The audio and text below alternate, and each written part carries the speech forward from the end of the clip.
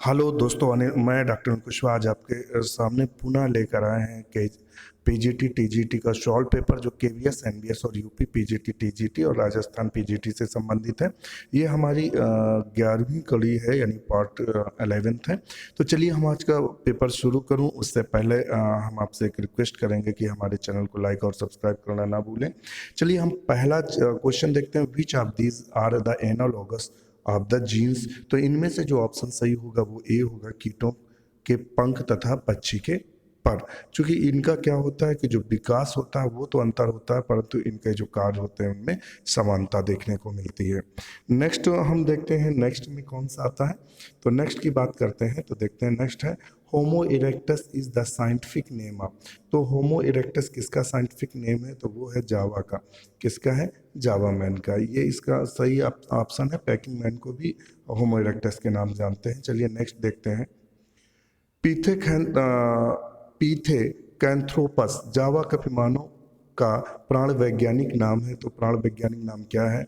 होमो erectus के नाम से जानते हैं। नेक्स्ट क्वेश्चन है 604 नंबर। प्राइमेट्स किसमें इंक्लूड किए गए हैं? तो देख लेते हैं किसमें इंक्लूड किए हैं। जो रेड कलर का हमारा आंसर दिया हुआ है, किसमें किए गए हैं? लॉरिस, लीमर्स और ट्रार्सियर्स, बंदर, कपित तथा मानव। ये सब किसमें? कप समूह में इंक्लूड किए गए हैं। नेक्स्ट क्वेश्चन आता है होमोसेपियंस प्रकट हुआ केवल कब प्रकट हुआ? Homo sapiens appeared on the scenes only. तो कब ये हमें दिखाई दिए? 10,000 वर्ष पूर्व ये हमें दिखाई दिए हैं। नेक्स्ट क्वेश्चन है हनी इज। तो हनी किससे संबंधित है? हनी क्या होता है? तो हम आपको बता दें, जो नेक्टर होता है, नेक्टर प्लस जो स्लाइवा होती है हनी बी की, उसको हम क्या बोलते हैं? वही कहता है शहद थैली में संग्रहित लारयुक्त परागरस को हम हनी कहते हैं। नेक्स्ट देखते हैं क्या है। Largest silk producing state of India. तो सबसे लार्जेस्ट जो सिल्क प्रोड्यूसिंग स्टेट है इंडिया का वो कौन सा है? तो वो जो लार्जेस्ट की बात करेंगे तो वो है कर्नाटका। कर्नाटक क्या करता है? सबसे ज़्यादा सिल्क उत्पादन करता है। नेक्स्ट क्वेश्चन देखते हैं। नेक्स्ट क्वेश्चन क्या है कि which one of the sex link disease. तो सेक्स लिंक डिजीज इसमें क्या है? कलर ब्लाइंडनेस और हीमोफीलिया है होती हैं, जो सेक्स लिंक्ड डिजीज होती हैं, जो पीढ़ी दर पीढ़ी चलती हैं। नेक्स्ट है मंगलोइड कंडीशन इज रिलेटेड टू। मंगलोइड स्थिति संबंधित होती है, किससे संबंधित होती है? ट्राइसोमी से संबंधित होती है। और नेक्स्ट है which of following is the symbiotic bacterium. तो सिम्बियोटिक बैक्टीरियम कौन सा होता है? तो सिम्बियोटिक बैक्टीरियम प्रायः होता है हमारा राइजोबियम। राइजोबियम क्या रहता है? देखिए आंसर दिया होगा, राइजोबियम दिया हुआ है। तो राइजोबियम होता है क्या है कि ये जो लेग्यूमिनस प्लांट्स होते हैं उन लेग्यूमिनस प्लांट के किस में रहता है? नोड्यूल्स में रहता है। नेक्स्ट है प्लाज्मिड्स यार। तो प्लाज्मिड्स क्या होते हैं? क्या होता है? एक्स्ट्रा क्रोमोसोमल जेनेटिक एलिमेंट्स होते हैं।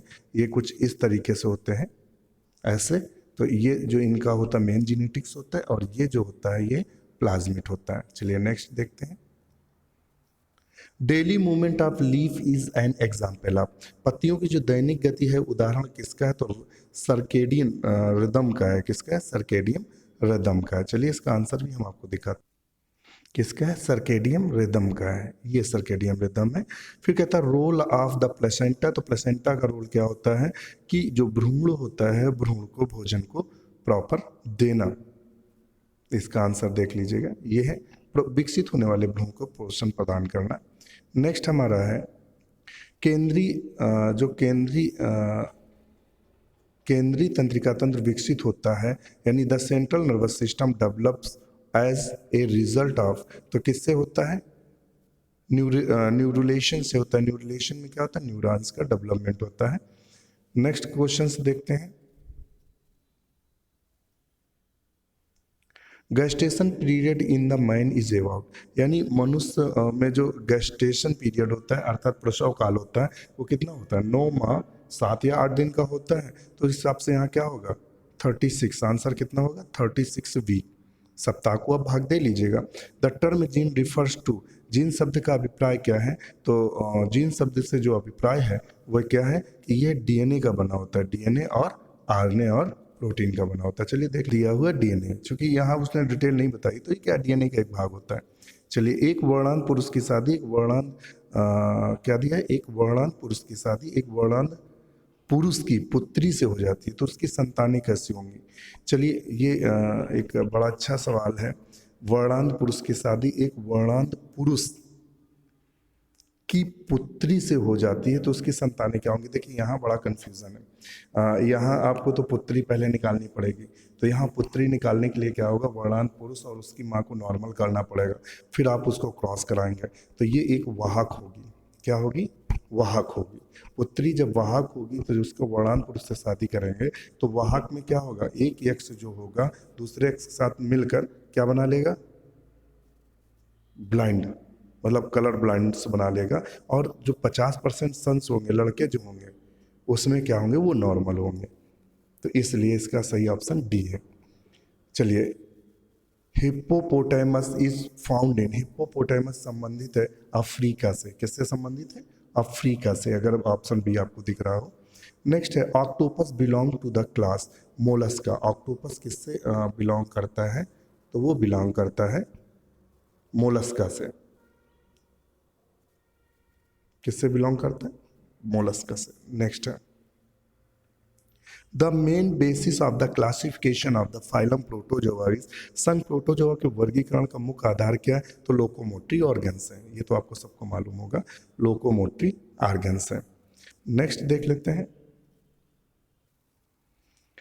नेक्स्ट में क्या कहता है, व्हाट इज द निमेटोसिस्ट। तो निमेटोसिस्ट क्या होती हैं, तो ये क्या होता है, निमेटोसिस्ट की बात कर रहा है। तो ये कंप्लीट एक पूर्ण सेल्स होती हैं, ऑर्गन ऑफ द बॉडी, एक कोशिका का भाग नहीं, ये कोशिकाओं का समूह होता है निमेटोसिस्ट। चलिए, the pseudopodia of amoeba are important for, तो स्यूडोपोडिया अमीबा क्या करता है, एक तो ये मूवमेंट का भी कार्य करता है, लोकोमोशन और फीडिंग दोनों का कार्य करता है स्यूडोपोडिया। नेक्स्ट है the cells water drinking phenomena. तो देखिए जब ड्रिंकिंग करता है तो उसे क्या बोलेंगे, ड्रिंकिंग, और एक होता है खाना। तो जो खाता है वो फैगोसाइटोसिस बोलते हैं, और इसमें जो कि ड्रिंक कर रहा है तो उसको पिनाको, पिन से होता है पिनाको, पिनाको मीन्स होता है पीना। तो पानी क्या होते हैं, पीते हैं, तो इससे हम याद कर सकते हैं, तो ये है पिनाकोसाइटोसिस। और जब खाना खाते हैं तो खाना शब्द कहाँ से स्टार्ट होता है, फूड से, और फूड का मतलब होता है फैगोसाइटोसिस, जहाँ फा से स्टार्ट हो, फूड यानी खा रहा है, पी यानी पिनोसाइटोसिस, तो जो पिनोसाइटोसिस का मतलब होगा पीना, तो यानी लिक्विड पी रहा है, ऐसे याद रख लीजिए। Which one of the most primitive molluscs बोलेंगे, हाँ यहाँ गलत दिया हुआ है, कौन सर्वाधिक आदिम मोलस्का है, तो इसमें कौन से नियोप्लाइना है जो सबसे आदिम माना जाता है, यानी इसका ऑप्शन सी सही होगा। नेक्स्ट है during the mitosis nuclear membrane disappear, तो कब होती है, तो ये होती है प्रोफेस में। कब होती है, प्रोफेस में, और प्रोफेस की लेट स्टेज में होती है। और यहाँ चूंकि समसूत्री विभाजन बोल रहा है तो इसका मतलब लास्ट में होती है, प्रोफेस के लास्ट में। चलिए नेक्स्ट देखते हैं। The respiratory centers which control inspiration and expiration are located in the, श्वसन केंद्र जो श्वसन और निश्वसन को नियंत्रित करते हैं स्थित होते हैं तो मेडुला ऑब्लंगेटा में। कहाँ स्थित होते हैं, मेडुला ऑब्लंगेटा में। नेक्स्ट हमारा है the heart of man is, व्यक्ति का हृदय होता है तो कैसा होता है, मायोजेनिक होता है। कैसा होता है, मायोजेनिक, यानी ये भी कहा जाता है कि अगर हम हार्ट को अलग कट करके रख दें तो कुछ देर ये धड़कता रहता है, क्योंकि ये न्यूरोजेनिक नहीं होता है। Haemoglobin is found the dissolve in the plasma, haemoglobin पाया जाता है किसके प्लाज्मा में घुला हुआ पाया जाता है, तो ये किसमें पाया जाता है, केचुआ के, जो केचुआ होता है, अर्थवर्म होता है, उसके प्लाज्मा में हीमोग्लोबिन घुला हुआ पाया जाता है। नेक्स्ट है when red blood cells are kept in the hypertonic solution they, जब रक्त की लाल कोशिकाओं को अति परासमयी दाब के घोल में रखा जाता है तो वो क्या हो जाएंगे, सिकुड़ जाएंगे। क्या हो जाएंगे, सिकुड़ जाएंगे। सिकुड़ क्यों जाएंगे, क्योंकि जब हाइपरटोनिक में रखेंगे तो इनके अंदर का जो कंसंट्रेटर होगा वो कम होगा, तो ऑस्मोसिस होगा और इनके अंदर का जो द्रव होगा वो बाहर आ जाएगी, इसलिए सिकुड़ जाएंगे। चलिए नेक्स्ट देखते हैं। इन पे नज़र डालेंगे तो इन insect uric acid is temporarily stored the, कीटों में यूरिक अम्ल अस्थायी रूप से संचित होता है। इसमें कहाँ होता है, फैट बॉडीज में जो इनका यूरिक एसिड होता है कीटों का वो संचित होता है कहाँ, फैट बॉडीज में। अच्छा क्वेश्चन है। नेक्स्ट देखते हैं, one removing the thyroid gland from the tadpole it will be. अगर थायराइड ग्लैंड निकाल दें तो उसमें क्या होगा, पर्यंत वो टैडपोल ही रहेगा, क्योंकि जो थायराइड ग्लैंड्स होती है इसमें वो मेटामॉर्फोसिस का काम करती है। किसका काम करती है, मेटामॉर्फोसिस का काम करती है। नेक्स्ट है, spermatogenesis in the mammalian test control by. Mammalian परीक्षणों में शुक्र जनन नियंत्रित किया जाता है, किससे किया जाता है, फॉलिकल स्टिमुलेटिंग हार्मोन यानी FSH बोलते हैं, तो इससे क्या किया जाता है, नियंत्रित किया जाता है। The number of spinal nerve in the frog, तो फ्रॉग में कितनी स्पाइनल नर्व होती है, तो वो होती हैं 10 पेयर्स। कितनी होती हैं, 10 पेयर्स होती हैं, और हम लोगों में कितनी होती हैं, 12। नेक्स्ट होता है, the third ventricle is found in, तीसरा वेंट्रिकल पाया जाता है, किसमें पाया जाता है, ब्रेन्स ऑफ रैबिट्स में। जो रैबिट्स का ब्रेन होता है उसमें तीसरा वेंट्रिकल भी पाया जाता है। नेक्स्ट क्वेश्चंस देखते हैं, इन frog the floor of the cranium is the formed by, मेंढक में कपाल का फर्श बनता है एक बड़ी आकार की अस्थि द्वारा, जिसे कहा जाता है पैरास्फेनाइड। क्या बोला जाता है, पैरास्फेनाइड के नाम से जानते हैं।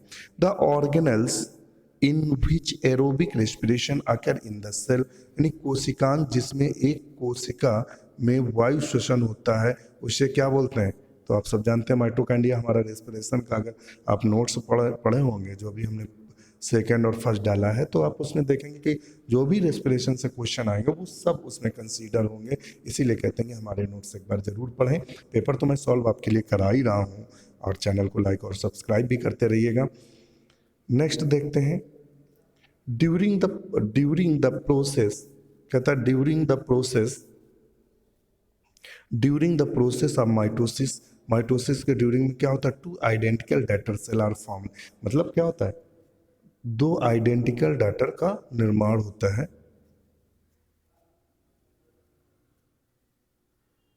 4 आइडेंटिकल डैटर सेल आर फॉर्म, 4 कोशिकाएं बनती है। मियोसिस में कितनी बनती है, 4, और माइटोसिस में 2। मियोसिस में जो क्रोमोसोम की संख्या होती है वो आधी रह जाती है, और जो माइटोसिस में होती है वो क्रोमोसोम की संख्या जस्ट का जस्ट रहती है।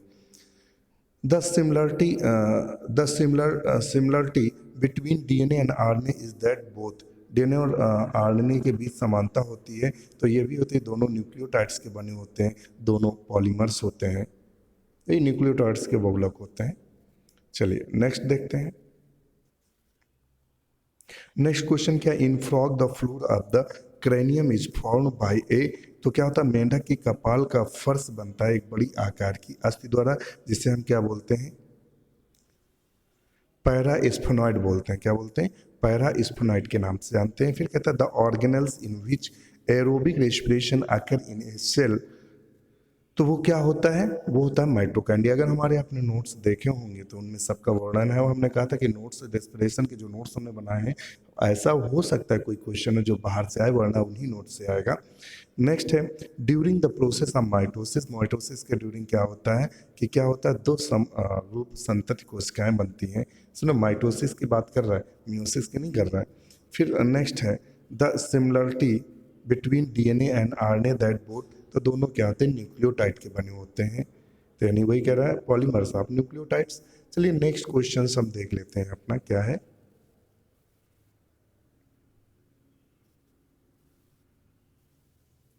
when two genes are located very close to each other in a chromosome, तो दोनों जब each other बहुत क्लोज होते हैं तो उनमें जो क्रॉसिंग ओवर की संभावना होती है वो नथिंग होती है, क्योंकि जब बहुत ज़्यादा कोई नज़दीक होगा तो वो टूट कर जल्दी अलग नहीं होगा।